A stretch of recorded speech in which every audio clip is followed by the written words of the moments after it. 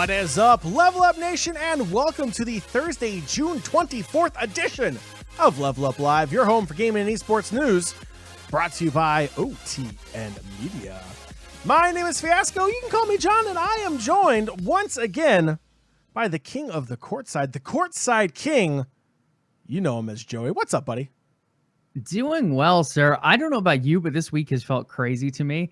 Like at the beginning, it started off so slow, and then it's felt really fast, and now it's like Friday already, and I have way too much still to do before the weekend, and here we are. We're recording, and there's been quite a bit happening in gaming and esports as well. Preach to the choir. Joey, I forgot to eat lunch today at work. I was just absolutely swamped.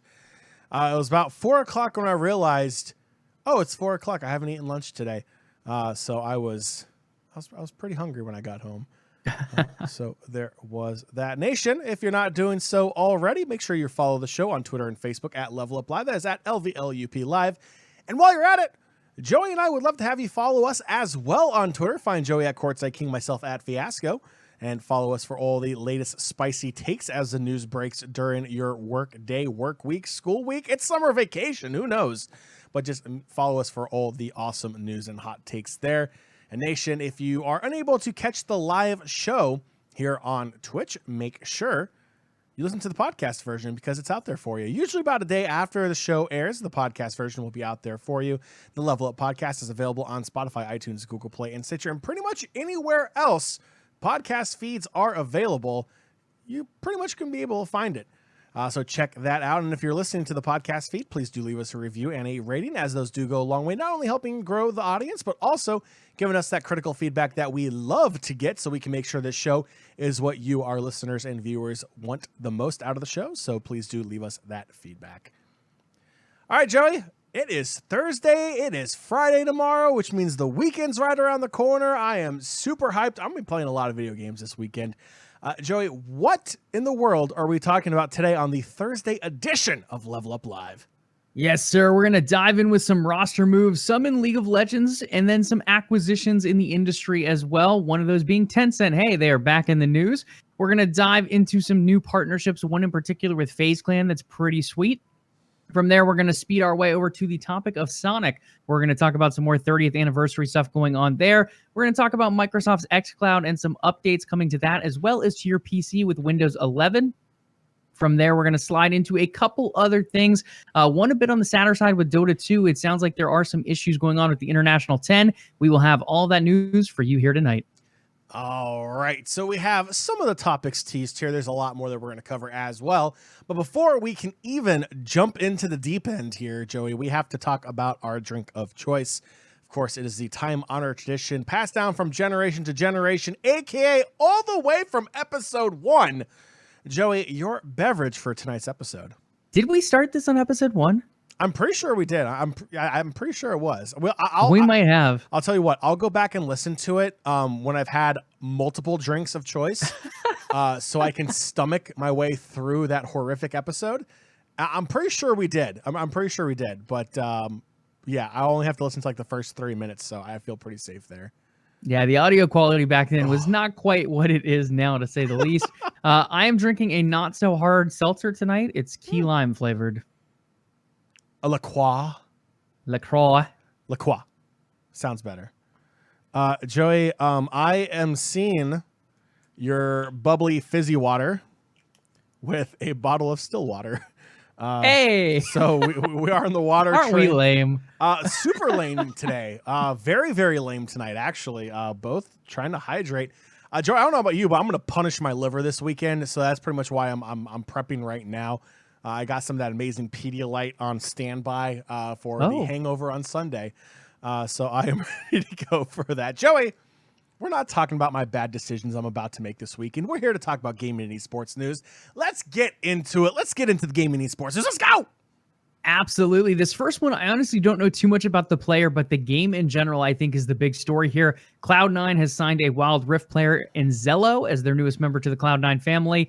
Again, Wild Rift being an emerging title, now getting a global esports scene out there. Riot supporting it right from the get-go.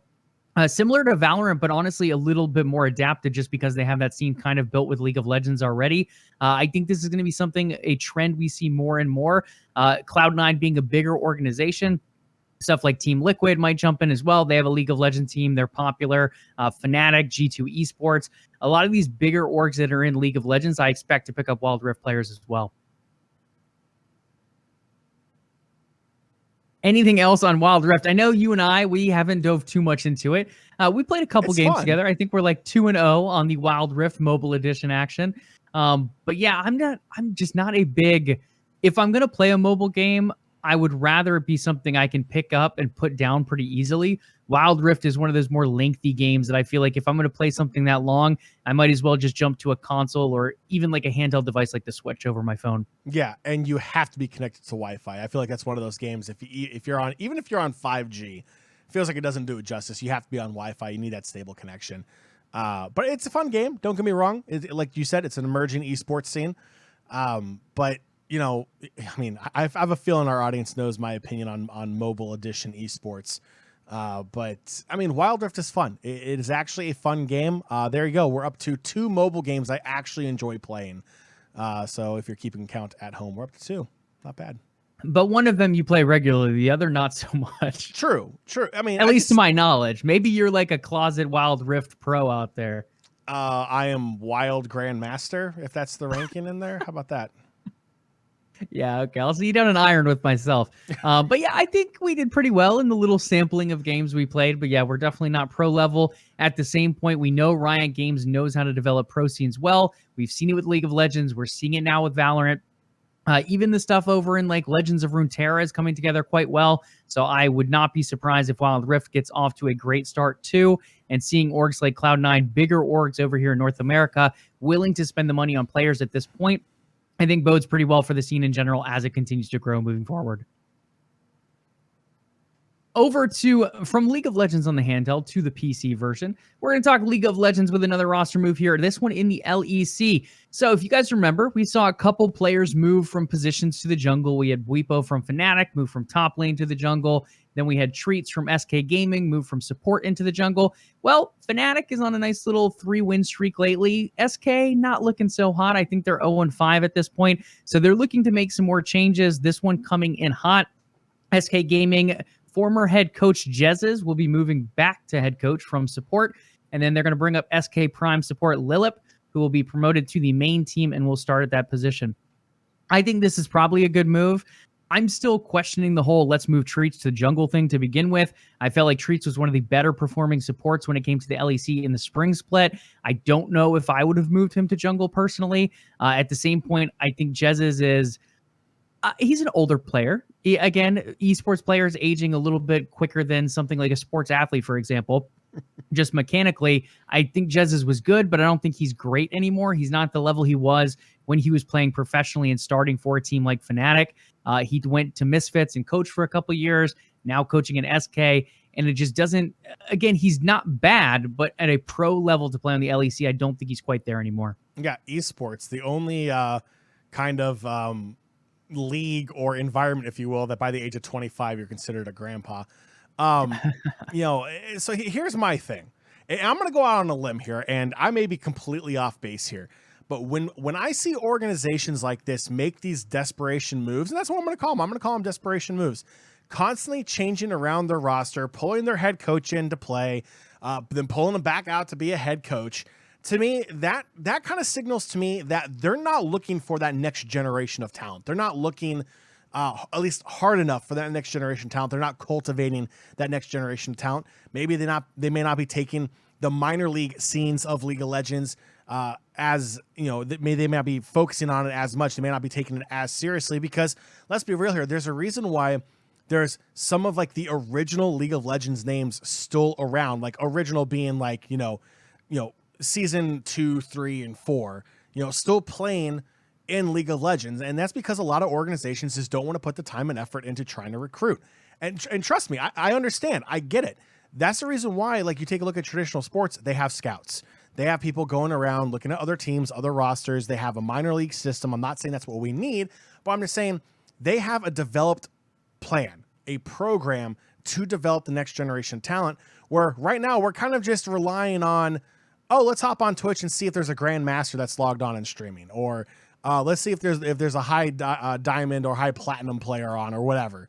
and we'll see what happens from there. It almost feels like it's kind of a shot in the dark, like kind of like, oh, we got lucky finding this diamond in the rough. Let's go ahead and plug and play and see what happens. A lot of teams want instant gratification when it comes to putting a new player in, instead of putting the time and effort into actually researching a new roster position for a new player.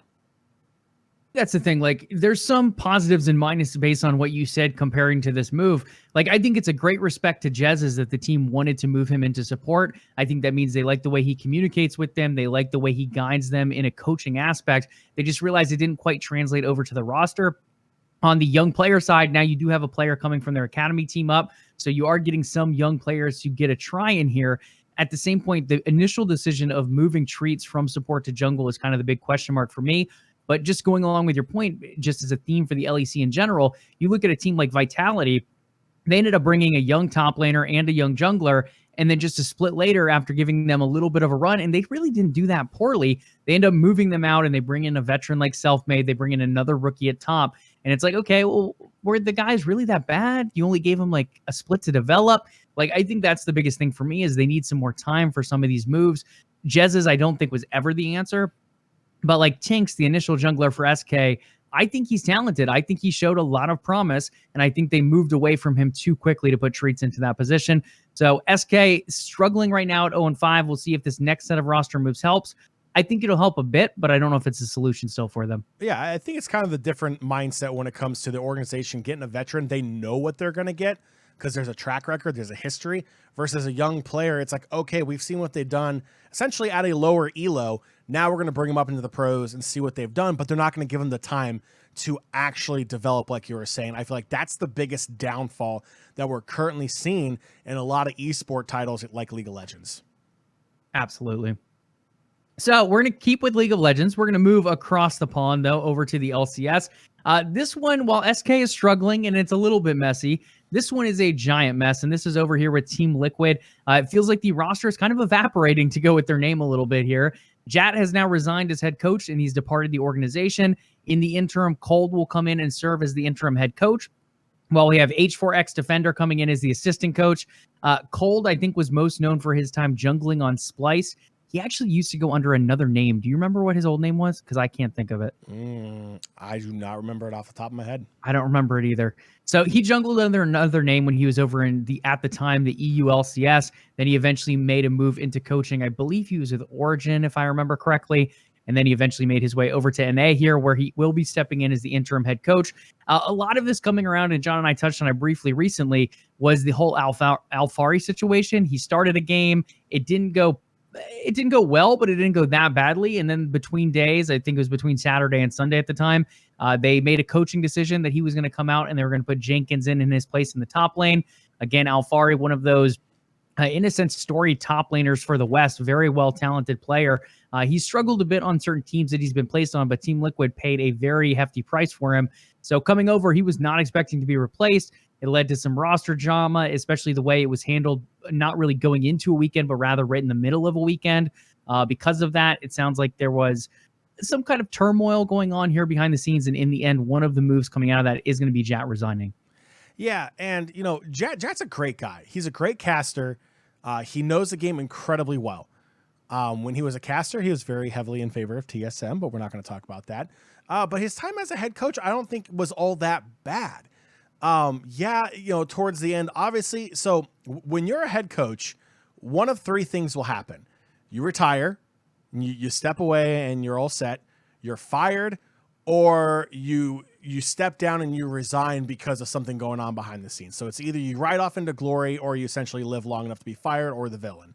And I'm not saying that's what it is here with Jat, but the whole move with Alfari was very interesting. And I think, you know, again, they came out and said, you know, that there's some personal things that he has to deal with. And, you know, I'm not going to sit here and try to speculate on what that might be. That's not my place, nor is it irresponsible of anybody, nor should anyone have a say in what is considered personal to him. That's completely his right to have a moment away from the team. But it's just the move when it came and the lack of information around it is what has a lot of people raising their eyebrow. And I feel like Jat's kind of falling on the sword here and trying to take one for the team. And I don't necessarily think it's Jat's fault, But again, not knowing what's going on behind the scenes, it may totally be his fault. We don't know. So it's a sad to see Jat step down because he's worked so hard for a chance to be a head coach. And he was so excited when he took the position. A lot of people were super happy for him in the scene. And now it sucks to see him step down around these circumstances. And it doesn't necessarily mean that he's done coaching either. He could end up going to another team. He could move into an analyst role. He could go to another league entirely. So I think there's still options on the table, but at least for now, it seems like it worked well for him in Team Liquid for a while. I want to say his record was something like 15-3 a couple splits ago. So he did pretty well. It didn't translate too well into this year's lineup. Continuing with the Team Liquid mess, so Santorin continues to experience debilitating symptoms and will take some time away. So another roster shakeup there. You're going to have Armeo coming in, stepping into play this weekend at the very least. And then Alfari is remaining on his personal break, and that one ends on June 27th. From there, he could get replaced into the starting lineup. He could end up sitting the bench. He could get traded. We really don't know at this point. In the interim, Jenkins will continue to start in his place. So going into this weekend, the changes for Team Liquid: no head coach Jat. You have Cold coming in as the head coach. Alfari is staying on the bench. Jenkins will remain in top lane. And then Armeo is coming in place of Santorin, at least for this weekend. So it'll be a very different looking Team Liquid team, both from the player roster to the coaching staff heading into the weekend. Yeah, and this is a great opportunity to remind all the gamers out there, seriously, take your hand health seriously. The amount of force and flick that gamers apply to their hands with the use of the mice and the keyboard and the different angles people like to play at and the different sensitivities. Like, look, carpal tunnel is a real thing, and it doesn't discriminate based upon age. A lot of people think carpal tunnel is kind of like a boomer disease, if you will. But no, you can develop it at any age from overuse of the carpals in your hand and wrist. Like, it's a real thing. Not saying that's what this is, but most likely that is, what a lot of gamers will end up suffering from. Bjergsen even suffered from it as well. His time on TSM as the mid laner, there were a couple games and weeks he had to miss because of ongoing issues. And the only way to get better from carpal tunnel is rest, is literally not using your hand and wrist. And as a professional gamer, that's tough. That's like asking a basketball player not to shoot using his hands. That's like asking a soccer player to kick the ball without using their feet. You just can't do it. So hopefully, Santorin gets better. Hopefully we'll see him back. Don't wish illness on anybody. Like, even if they're on the rival team, it's just one of those things where it's like, it's just sad to continue to hear this. But yeah, definitely take care of yourselves out there. Absolutely. So guys, again, as John said, physical health, even if you're not out there participating in an athletic activity, stuff like gaming and esports can also take a toll on your body. So be careful, stay hydrated, make sure to rest your eyes, all of that good stuff. Who is it? The Gamer Doc, who usually does stuff with Game Gym, is really good for tips like that. I don't have her Twitter on my hand, but definitely worth looking into stuff like that. There are some good health tips, the way you should sit in your seat, good angles for your elbows and all of that kind of stuff. All of it is very important, especially if you're an esport player who's playing like tons of hours a day. I feel like a lot of these guys probably play 10 hours a day a minimum. Then over in South Korea, it's even longer. So definitely something to keep in mind. Moving over, it's sticking with acquisitions, but switching over to the industry perspective here. Tencent, John, your favorite, they're back in the news. Tencent has acquired a majority stake in German developer Jaeger, most known for Spec Ops: The Line. Additionally, and John and I have mentioned this before, one of the things that Tencent likes to do is start as minority investors, minority stakeholders, and pour a little bit of money here and there. And if they like the way things are going, then they end up going for the majority stake. That's exactly what happened here. Tencent previously acquired a minority stake back in February 2020. Now here, about a year or so later, they've ended up with that majority stake. Again, German developer Jaeger. And that's not Jägermeister for all the German liquor fans out there. We constantly say it. Like, anytime we report on Tencent and the fact that they're sprinkling their money around, we refer to them as a seed. They're there because they want the inside information. If they see something beneficial to them, they go all at it. That's what we're seeing here, like you just said, Joey. It's a smart tactic for Tencent. When you have that kind of money, you can just kind of spread it around and see what grows. And their money continues to grow in this one, and that is Timmy. They are a development studio under Tencent, and they have expanded their horizons as well, opening a new studio in Seattle with the intent to make AAA games. This one is interesting not only because it's Tencent, but because of who Timmy is. Timmy is currently most known for Call of Duty Mobile, which is arguably one of the biggest mobile games out there worldwide at the moment. Huge over in Asia, huge over here in North America, Europe, and over beyond. Call of Duty just as a franchise is huge, and it translated really well over to mobile with the help of Timmy. They're also the team behind Pokemon Unite, which comes out later this summer and fall, respectively, for Switch and mobile devices. So they're huge. When it comes to mobile games, there's very few game makers as big as someone like Timmy. And again, relating back to Tencent, you have a pretty good sizable budget behind you as well.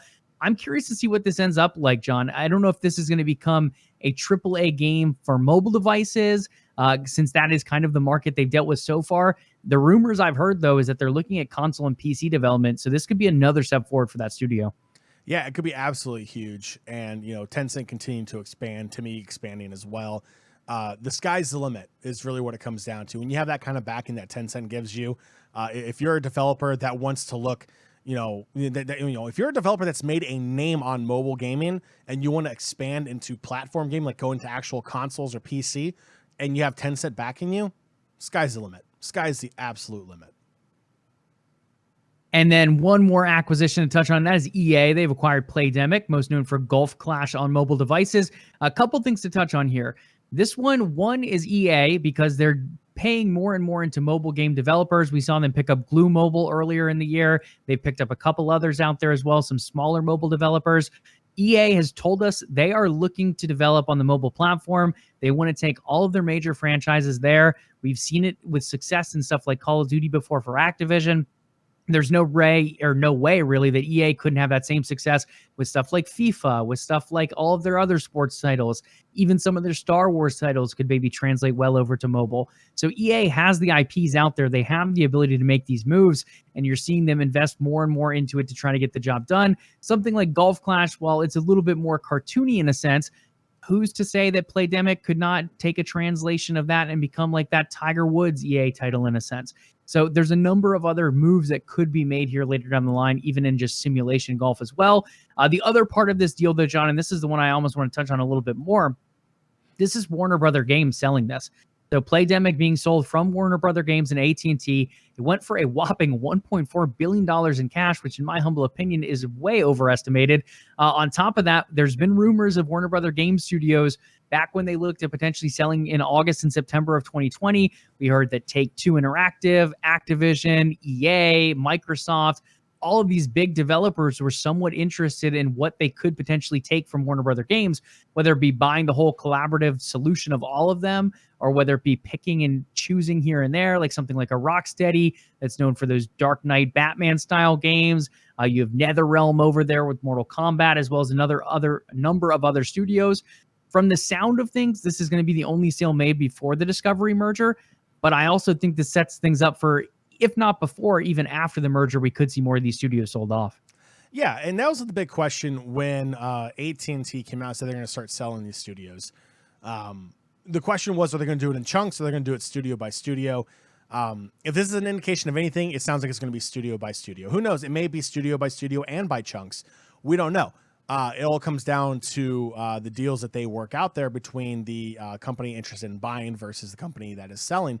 But I'm right there with you. 1.4 billion, that is billion with a B, in cash is just, look, I mean, EA is swimming in the money with all of the gambling. I mean, I'm sorry, with all of the foot packs and card packs that people buy for FIFA and NHL for the ultimate teams. That is definitely not gambling for full legal disclosure until it is ruled upon in a court of law. It's one of those things where it's like they have a ton of money, so they can make this kind of move. But it seems like EA got ripped off, and in a strange way, Joey, I'm okay with them getting ripped off. Yeah, I mean, 1.4 billion for, so you're looking at this. This is crazy to me, in my opinion. They were looking at selling the whole conglomerate for something like 4 billion back in the fall. That was the original price that was being estimated between $2 and $4 billion. Bethesda, all of Bethesda Like freaking ZeniMax, the whole thing went for like $7.5 billion. You're telling me this is worth a seventh of that? Like, I don't know. Playdemic, Golf Clash, I'm sure it's fun on mobile devices, but am I going to pay almost $1.5 billion for that developer when I can get someone like, I mean, look at like ID, like id. You have stuff like Arcane that's somewhere around that same estimation if you look at the Bethesda deal. Like, it's a little out there for me. EA is going heavy into the mobile. I don't know if I'd spend 1.4 billion in cash for a deal like this. Yeah, it's ridiculous. It's 100%. I wouldn't spend 1.4 billion on anything to begin with, but I mean, just in general, looking at the comparisons of the industry, it does look a little crazy out there. Moving from that over to some partnerships and investments, though, we have FaZe Clan. FaZe Clan known as kind of like that hip hop brand in a sense. We see 100 Thieves and FaZe Clan both kind of going beyond esports and kind of moving into that lifestyle branding, whether it be signing professional athletes, professional artists, musicians. They seem to bring a bunch of different people in, and they do a very good job of kind of ruling that streetwear design on a lot of their apparel as well. This newest one is a little bit interesting as they head far east and partnered up with Japanese artist Takashi Murakami, to produce a limited edition of gaming and esports merch. Guys, again, I apologize for my Japanese. It's not very good. But this merch does look interesting. John, if you want to go ahead and pull up a picture for us. They kind of have a blue version and a red version. It has a very interesting design, very similar to what you've seen in a lot of like these collaborations between Japanese artists before. This one with that special Murakami twist to it. As I have to get everything all set up. There we go. I know I didn't give you a great link for this one. No, you could. It was not only that, it's then I had to find the picture and crop everything else out of it. But yeah, it's unique. It's very busy. It's gonna sell because it's FaZe Clan, 100%. I think they're saying it's gonna be anywhere between like what, $50 and $150. I don't think the price point's out for it yet, but yeah. Joey, I'm going to go ahead and go out on a limb here. I'm going to go ahead and hard pass on this. Just not my style. Yeah, I don't think it's my style either, but it reminds me, there's a few Hello Kitty prints out there that kind of have this similar style that do pretty well. And we've seen collaborations before, like Fnatic actually collaborated with Hello Kitty. It didn't quite get this busy of a design in those particular collaborations, but we did see them do very well in this. Again, it's a different style, and I don't want to make the complete comparison, but we do see some of that design that is very crowded like this, and it does quite well in some of these comparisons. Overall, I think it probably will sell very well. I think it'll probably sell out. I don't think you'll see John and I wearing it on stream, though. No, definitely not. Definitely not. Moving from FaZe Clan over to Sonic and actually touching a little bit on Minecraft here. The Blue Blur Sonic is headed to Minecraft as a new DLC pack to celebrate Sonic's 30th anniversary. John, pull up this video. A lot of people are super excited for this. Again, I am not the biggest Minecraft player out there. I do enjoy watching it. Some of the OTN peeps like Tater Tots play it. T-Spans plays it. I love the stuff they come up with design-wise. I think this is something cool that I'd like to see people play with. Again, we didn't really see too much of it with the Star Wars pack, at least in the OTN server. But this is another one. I don't know what the price looks like, but as far as like throwbacks go, I think this is kind of a cool ode to Sonic, especially for his 30th anniversary. Yeah, it looks awesome. I'm a big fan of Sonic. You know, going all the way back to the freaking Sega Genesis for all you Gen Zers out there. And this is great. I you know, as someone who hasn't played Minecraft all that much, I love this partnership though. I think it's absolutely great. It still looks like Sonic. It looks like it's going to play like Sonic. It's going to have multiplayer in it as well. They have Knuckles in it, Joey. Knuckles is in there and Shadow is in there, and like all the awesome Sonic the Hedgehog characters are going to be in there, Tails as well. It's going to be great. I think this is a fantastic partnership. I mean, are all these maps pre-built like this, or is this just things you can do within the map? Probably both. It might be. I don't know. I've actually never bought a Minecraft DLC pack, so I don't really know. But I feel like this would be fun for like race nights, you know, like community race nights. Everyone grab your Sonic or your Tails or your Knuckles or whoever, Shadow, run up on it. I don't know. It looks cool. It looks like a fun game. It's a nice take on Sonic. And again, we've seen some cool partnerships. Like I think, what was it? 2 Point Hospital he got into. There's a couple other game collaborations for Sonic on the 30th year anniversary. This is another cool one. Minecraft being so far-reaching in general, still with audiences over there in Japan, where Sonic is kind of based out of. I think it'll be taken pretty well, and I think this pack will be pretty successful, and some cool collaboration should come out of it. Wow, chat calling you a boomer over there. I mean, look, I like Sonic too, chat. What's wrong with Sonic? Sonic's awesome. The Sega Genesis is definitely an older console, so I mean, it's fine. I'll go ahead and accept it this time. I'm fine with that. I'm fine with that. Sega Genesis. Speaking of Sega and also sticking with Sonic, John, this one I'm not quite as keen on. I'm not pulling this Sega up. is looking to turn Sonic into a VTuber, No. according to Kazuyuki Hoshino. Again, my Japanese, I know, top-notch, guys. So in a quote, I'm preparing for a new project to turn Sonic into a VTuber and to broadcast the program. He goes on to state that the next stream is a theme park. We have seen that Nintendo theme park built over there now in Japan. Maybe the next one is a Sonic theme park. Maybe it's just a Sega theme park in general. I think they could do some cool things with some of those Sega IPs between like Yakuza and Sonic.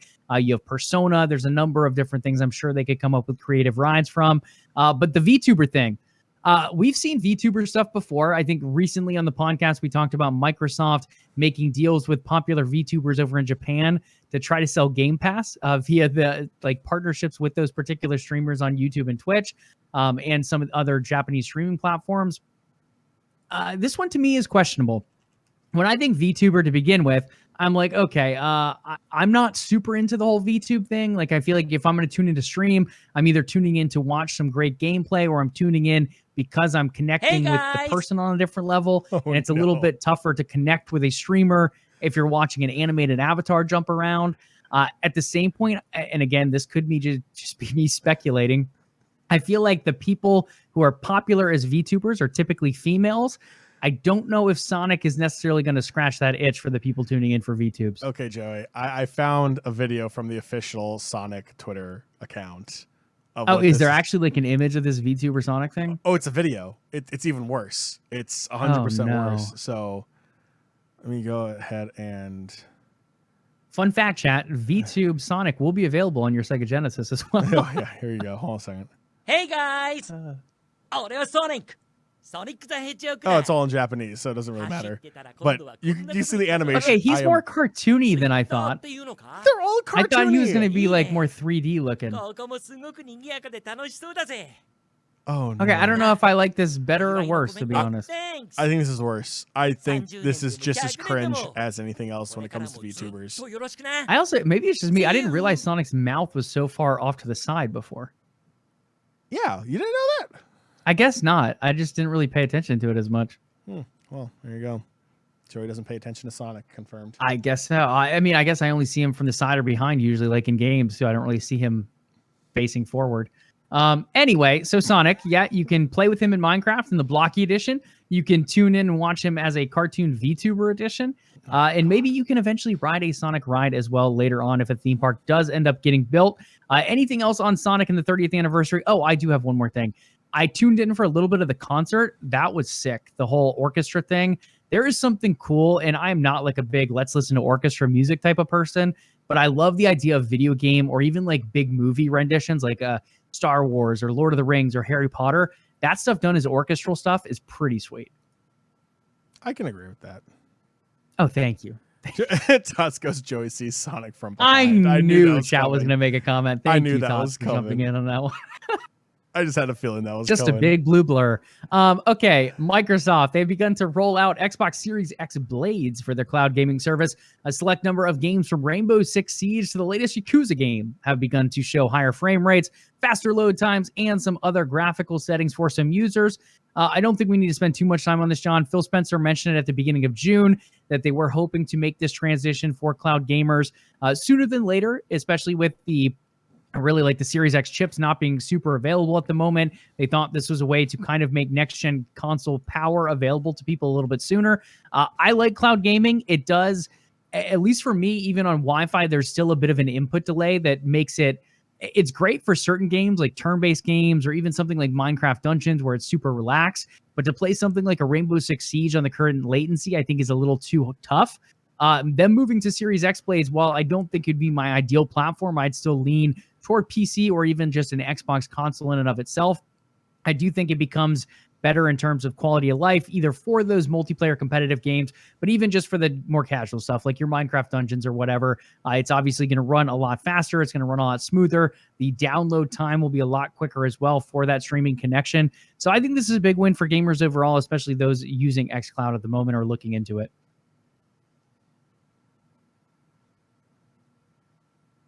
Chat is on fire over here. Okay, so Series X blades. From there, we're going to roll into Windows 11.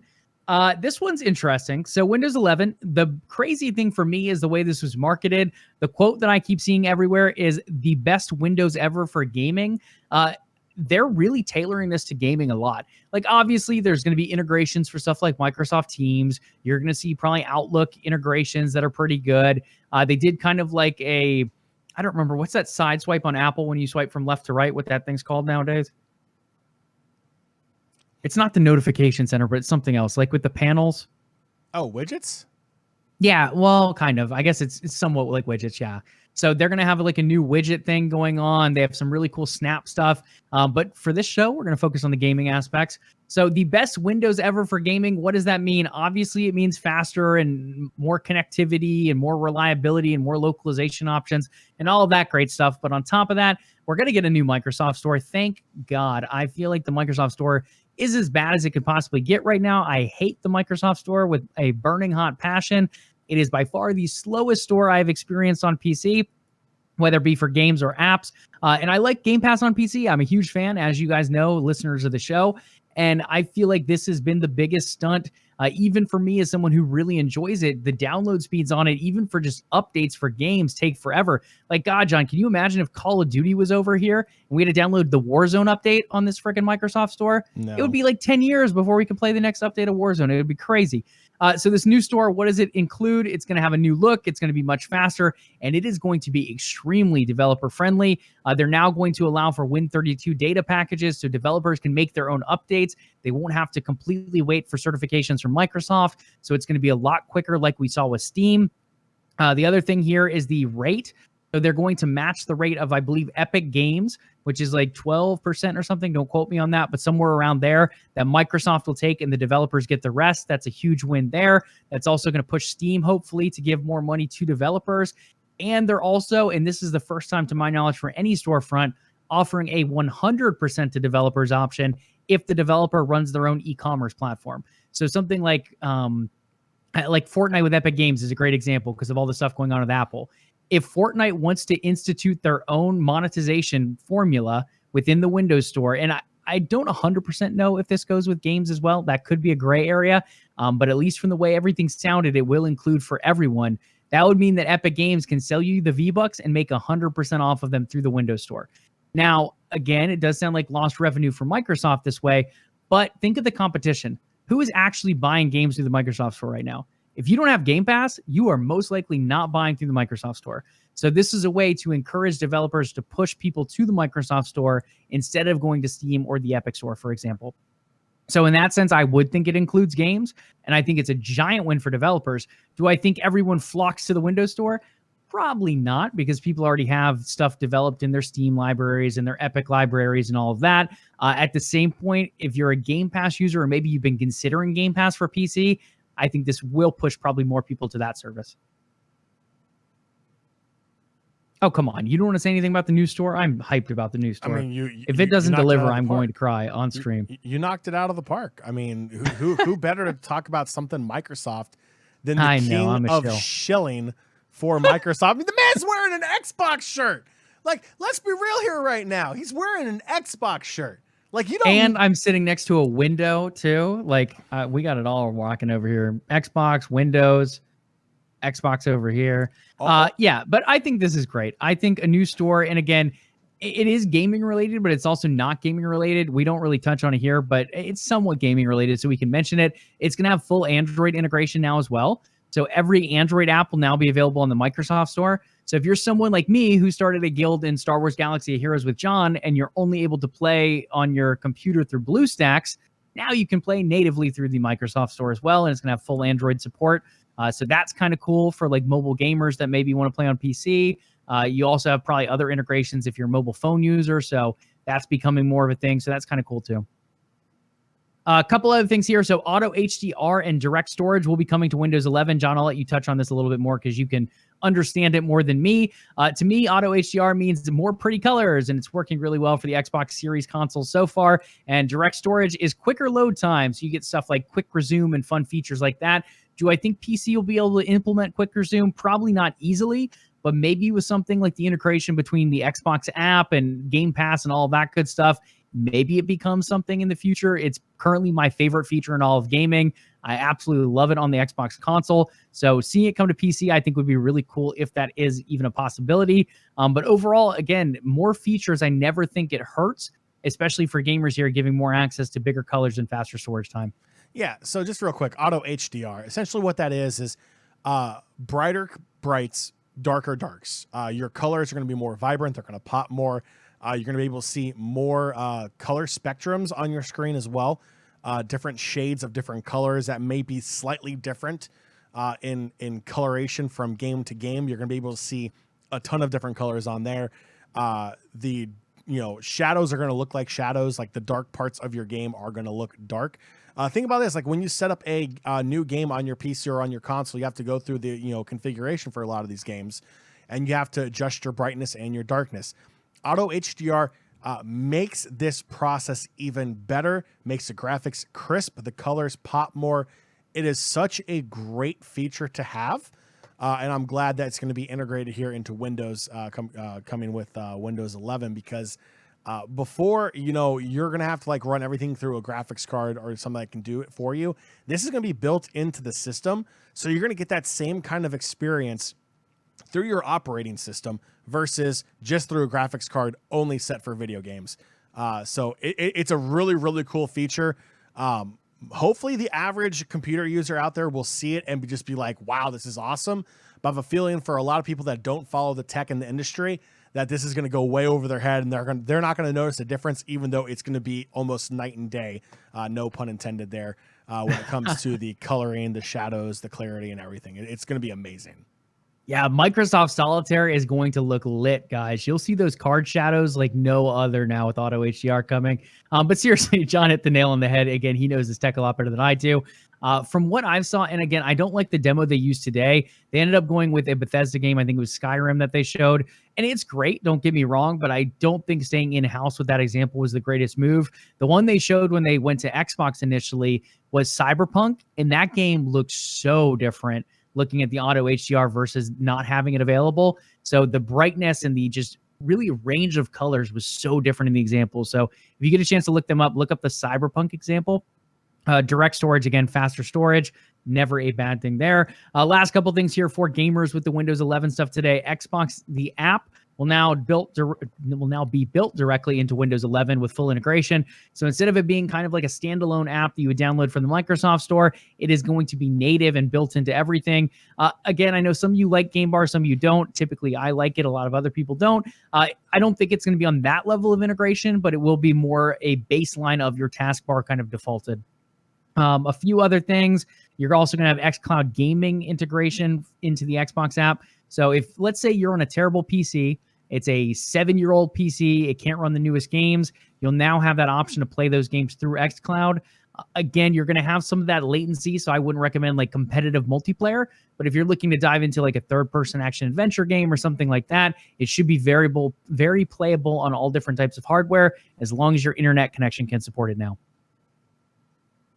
Last but not least, and I think we touched on this at the beginning, John, is just gaming being a central focus of the Windows 11 reveal today, I think is big. The fact that you're seeing them talk about Teams, and you're seeing them talk about desktop moderation with the Snap features, and you're seeing them talk about a couple other big Microsoft features, but right in the heart of it was a giant section on gaming from Sarah Bond, who I think is an absolute boss. She's up there with like the industry leader role models for me, like Phil Spencer and Reggie from Nintendo and Jeff Keighley. I think Sarah is awesome. She does a really good job of like shoutcasting the vision, in a sense, of what Microsoft is looking for in gaming and how they hope to reach 3 billion gamers. I think she presented it very well. And again, I think now there were question marks always like, is Microsoft going to support gaming? Because the 360 generation was great, and then the Xbox One generation saw a big dip. And now coming into the Xbox Series X generation, they have the most powerful hardware. They're looking really good in the game development area, buying a bunch of studios. They're investing money into cloud infrastructure. So they're looking very good. And again, I think it takes it even a step further, making that presentation in something like Windows, which is arguably, I don't even think it's arguable. It's just 100% of the fact that Windows is the biggest product coming out of Microsoft. Anything else on that, sir? So that was Windows 11. Is there anything else you want to apply before we clean these windows and move to our next topic? Clean your windows. No, I mean, I'm super happy for this update. I'm gonna have to go back and rewatch the entire event again just to be able to digest everything they put out there. Anytime there's a new operating system that comes out, especially one that focuses on gaming, it's always an exciting time as a gamer. It's an exciting time as a PC enthusiast also. But this is my own personal opinion. When it comes to new operating systems, I tend to wait for the first major patch to come out because much like every other operating system known to man, there's going to be bugs. And there can be some serious bugs that will break your computer, that would, maybe lose your files. Do a backup if you're going to do it early. Back your stuff up on the cloud, back your stuff up on in a physical location as well. Put it on a thumb drive, do something. Just in case if you are one of those early upgraders to Windows 11, you have a backup for everything. I have seen this absolutely devastate people before. Let's go all the way back to the horrific Windows Vista, Windows 7, Windows 8. They skipped over Windows 9 and went straight to 10. Every new operating system that Windows puts out has bugs at the launch. So just be careful. Just know what you're getting yourself into. Same thing goes with the beta. If you opt into the beta, just be careful with it because betas are known to have even bigger issues. And a lot of times, check the warranty on your computer. If you upgrade to a beta operating system, it may void your warranty. So you just want to double check everything before you partake in these betas and upgrade it to a new operating system. That's my disclaimer. Otherwise, have fun with Windows 11. It sounds like it's going to be great. Yeah, for anyone who tuned in for our Summer Game Fest and E3 coverage, Walker TN has decided to opt in for that beta. So depending how that goes, if his computer doesn't break, maybe we'll have him write up an article for you guys or even hop on the stream to talk about it, show us a little bit of it, and what some of these gaming features could look like firsthand. We'll see how that goes, though, later down the line. But one to look forward to, Windows 11. I've seen different release dates. I think it enters into beta next week, I think on the 28th. And then some people are saying it's going to release holiday 2021. Others are saying fall 2021. So let's just say somewhere between September and December of 2021. And it will be a completely free update for Windows 10 users. So that won't be an issue. You won't have to pay anything extra to make that move. Last but not least, in this gaming section, before we touch on a few esports things and wrap up today's show, 343 is considering upping the Halo Master Chief Collection player count. Not too many details on this, but it is kind of a spicy little leak coming out recently. In kind of a casual streamed interview, we saw Durskeezy, a producer on the game, the Halo Master Chief Collection, come out and mention that 343 is investigating the idea of moving their biggest mode from 16 players up to a 40 to 60 player count. So this could be something where we see, again, I've talked about it before. I thought this was closer down the line. A big team battle becoming a bigger team battle. Apparently, they're looking at testing that theory with MCC. Maybe eventually it makes its way to Infinite as well, but it is something at least being considered behind the scenes at 343. So if you're a big fan of those big battles like Star Wars Battlefront, Battlefield, as well as another series that runs them, that may be a possibility in older Halo games and maybe newer Halo games later down the line.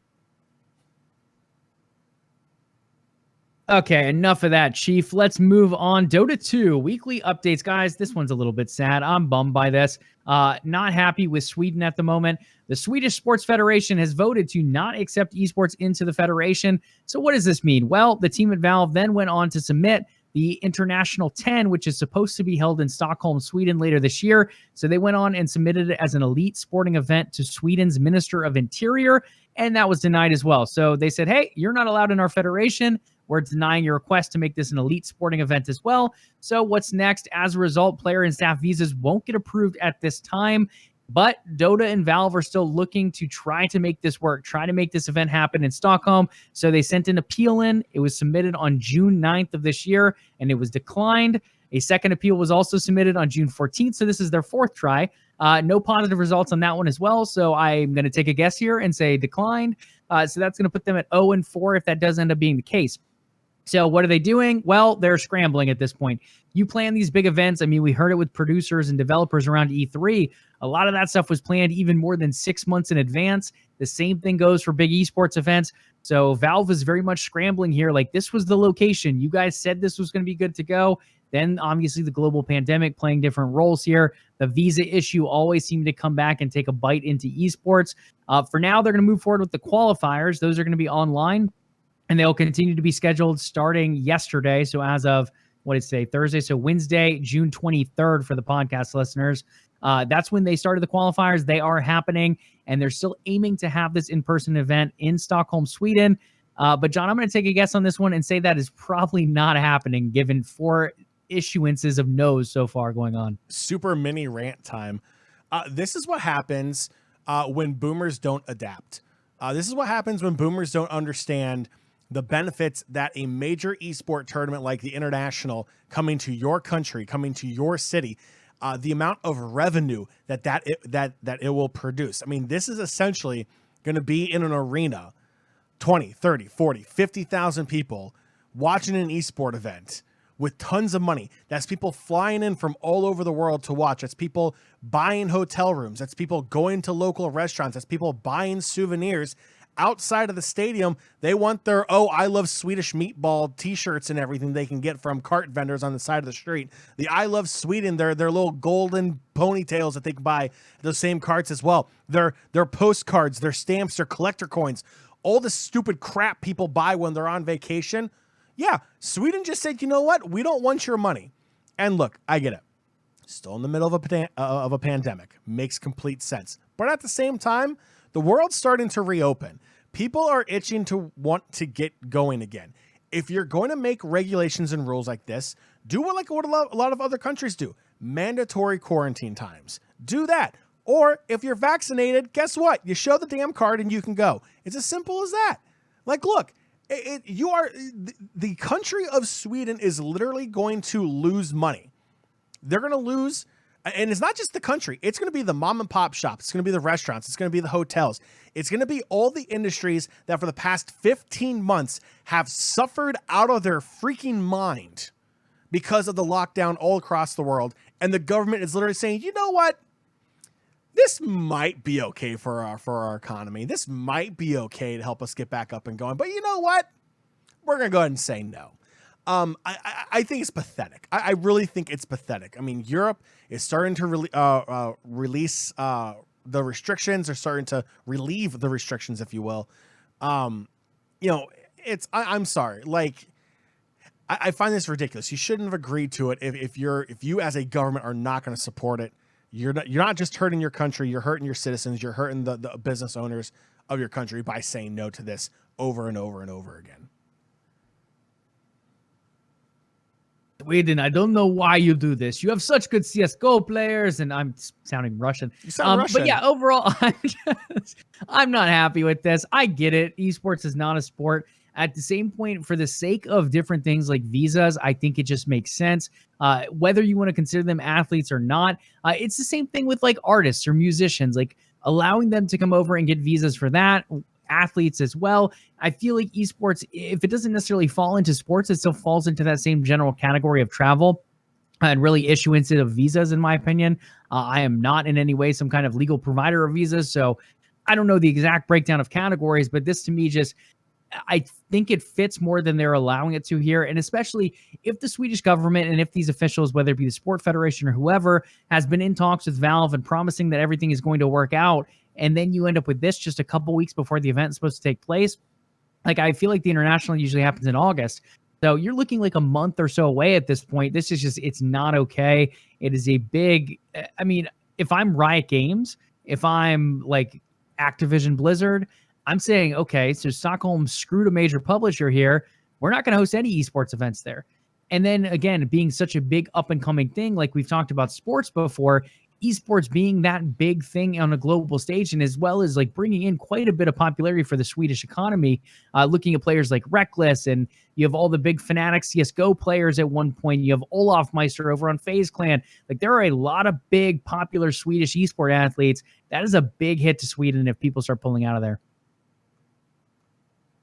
So we'll keep an eye on that. Moving over to our last bit of news today, it's going to be Valorant. We're not going to touch on this very big, but I do want to bring it to your guys' attention because it is big, and Jon and I just took a look at it. Valorant has received a major patch. You are seeing changes all across the board. So this is their like going into a new episode style of patch. Gun prices are changing all across the board. So if you were bad at the economy, well, maybe now you're better, or maybe now you're worse, because they definitely made some significant changes there. If you played an agent in the game, regardless of what agent, there is a good chance that they saw significant changes as well. I think Killjoy is the one that saw the least amount of changes, but still, that is a number of changes for agents all across the board. If you like to run and gun like me, and you had an issue standing still, you're going to have an even harder time playing now, because there's accuracy changes coming in for a number of guns as well, where you're going to pretty much have to stand still to get those shots to land as accurately as you want to.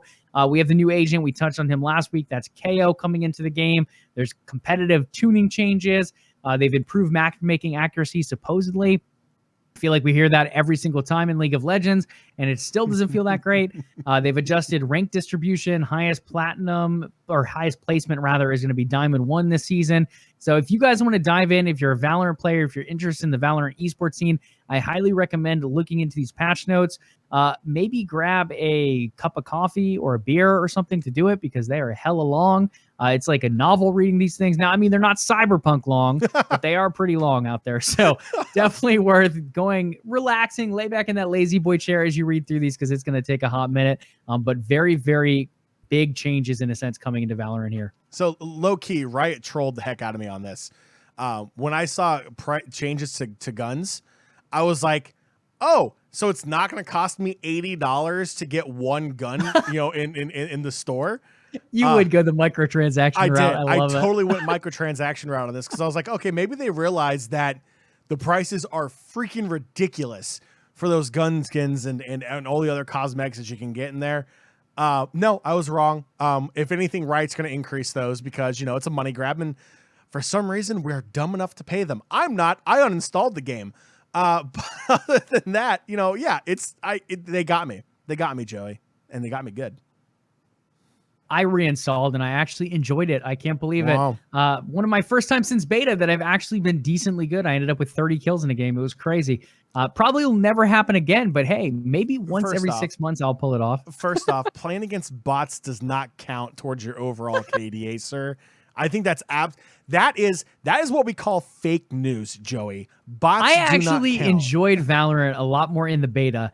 And I think it's because there weren't any good players in there yet. And then once it opened up and you had all like the CSGO players come in, then I am bad and I'm not very good. I get some nice kills here and there. I can find probably like a highlight clip every couple matches, but yikes. I am pretty much trash. I have a very hard time standing still in that game.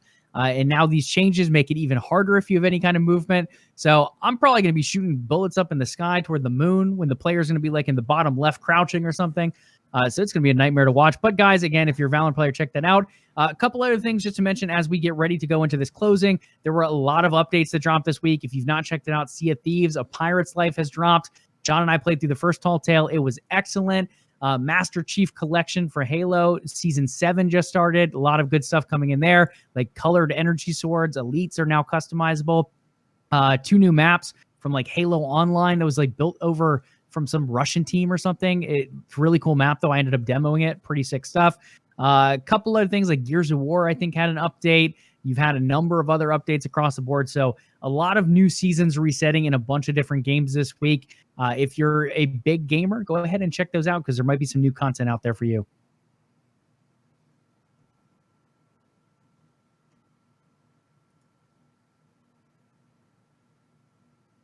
Is that it? Yeah, I think that's it. Yeah. Sorry, I tried to let you like get your music and everything. Oh, no, you're good. For some reason, I didn't see it on the notes, but I thought we were still going to be diving into a couple things. I had all these League of tabs. Legends. I think we touched on it on Monday. I had all these tabs pulled up. I was trying to be prepared, and then here I am actually not being prepared at all. So prepared. I told you we're going to end at 9, and we're pretty close. Yeah, look at that. Look at that. If we're going to end at 9, that means it's like, oh, look, the music. Look at that. Nation. That music means that will do it for this episode of Level Up Live. But before you go, head on over to patreon.com/OTN and consider becoming a part of the Overtime Network. In return, you'll get access to exclusive content that nobody else in the world can get unless they are a part of OTN Media. If you have not already done so, make sure you follow the show here on Twitch to catch the next episode of Level Up Live. If you listen to the show on our podcast feed, please do leave us a review. LvLUp Podcast is available on Spotify, Stitcher, iTunes, and Google Play, and pretty much anywhere else podcasts are found, we're there too. We would love to hear from you. In fact, we'd love to hear from our community so much there's other ways for you to reach out to us. Joey, what are some of those ways? Absolutely. Level Up Nation, whether you're live with us here on Twitch or listening to the podcast on the player of your choice, go ahead and find us on Twitter at LvLUp Live. That is LvLUp Live. In addition to that, you can follow the umbrella company here, OTN Media, on Twitter and Facebook at OTN Media, and on Instagram at OTN_media. Last but not least, hit us up with a follow, maybe even one of those nice Twitch Prime subs over here on Twitch. That's twitch.tv/OTN Media. This show, Level Up, Mondays and Thursdays at 8 p.m. Eastern Time, as well as a number of other streams, game and beyond, throughout the week. All right, make sure you tune in this upcoming Monday, June the 28th, as we cover the latest and greatest in gaming and esports news. Do your ears and eyes a favor. Backhand that sub and follow button to know when the next episode of Level Up Live is ready for your viewing and listening pleasures. We'll catch you all on Monday. Have a fantastic weekend. Remember, be nice to your fellow gamers online. And as always, Level up.